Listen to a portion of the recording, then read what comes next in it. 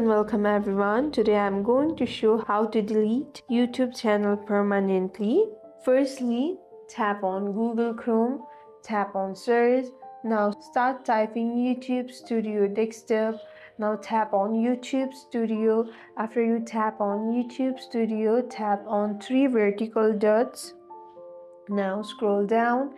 Now you need to tap on desktop side. After you tap on desktop side, now tap the small settings gear icon located in the bottom left corner of the page. After you tap on settings, tap on channel. After you tap on channel, tap on advanced settings. Now scroll down.